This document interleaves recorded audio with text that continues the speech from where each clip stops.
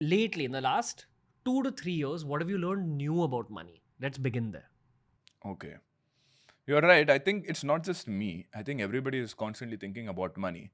But the problem is that they think about money just in one dimension is like, how do I earn more money? That's the only thing that people think of, which is their salary. But for me, money is maths. It's just mathematics, right? And I'm not talking about your, differentiation and calculus and all of that shit. Simple algebra mathematics. And I look at money as the flow of money into your life and out of your life.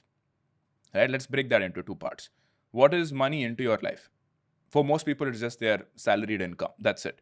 But if you've figured out multiple sources of income, you have passive income from your rent, you have passive income from your investments. So that's all the money flowing into your life.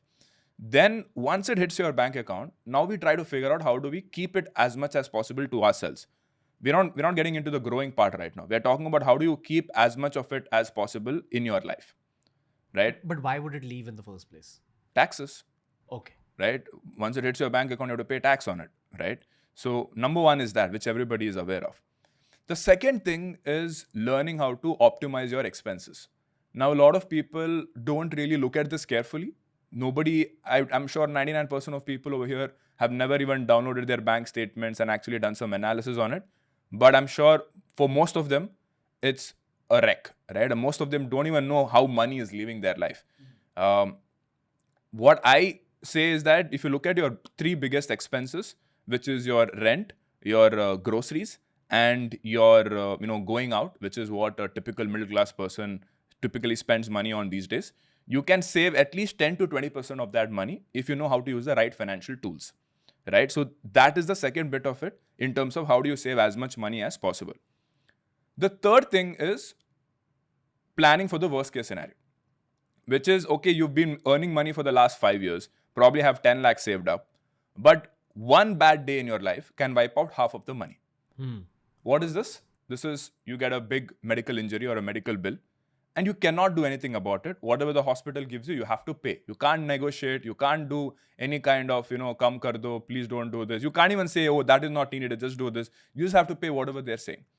And medical bills have doubled every 4 years, right? Meaning in the next 20 years, a 1 lakh bill will be 32 lakhs in 20 years from now. And most people just have a company health insurance, which is probably 2 to 5 lakhs. So having a good coverage which protects you, not just you, because you're also responsible for your parents' health, for your kids' health, for your spouse's health. So having a big cover of at least I would say 25 to 50 lakhs is really, really important to ensure that whatever you do next actually matters. Because people will keep talking about trading, FNO, mutual fund, stock market, but all of that is pointless if half of your money can leave in a single day. So you protect for that. Next comes how do you grow that money once it's in your bank account. Now, most people just stick to FD, gold, and probably buy a house, right? But that's mathematically not the right thing to do, right? You can invest in assets. We'll go deeper into it later on. But you can invest into assets which can grow as high as 15 to 25%, depending on how good you are. 25%. You can get there, right? I will explain how that works. So 15 to 25% every year is the possibility. 15% if you're somebody who's just going to invest and forget.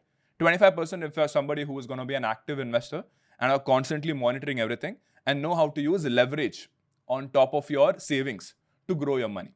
What does that mean? For example, simple example is FNO, right? FNO trading, what do?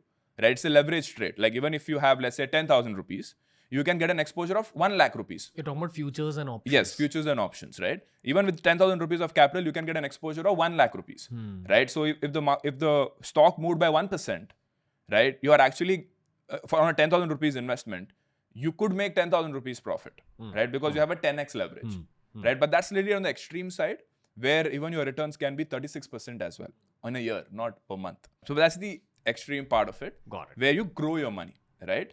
So everything which happens in between is how money flows into your life. And I just look at the mathematics in every single aspect of money entering my life and money exiting my life.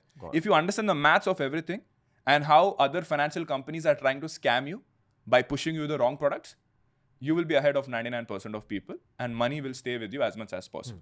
How much percentage of humanity has an understanding of what you were saying in the first place? Wow. I think less than 0.1% people know all these things, So man. 99.9% do not understand money Yes. according to And I will even go as far as to say that even a chartered accountant, which most people think is the ultimate degree in finance, they only know one particular topic, which is taxes, right? And finance is so broad, right? You can get into your mutual fund, stock, credit cards, insurance, all of these things, right? So a chartered accountant who has studied for 4 years trying to get that degree is still not capable of learning all of these things because they have a tunnel vision. I'm only going to focus on this. I'm not saying all chartered accountants don't know, but majority of them don't know, right?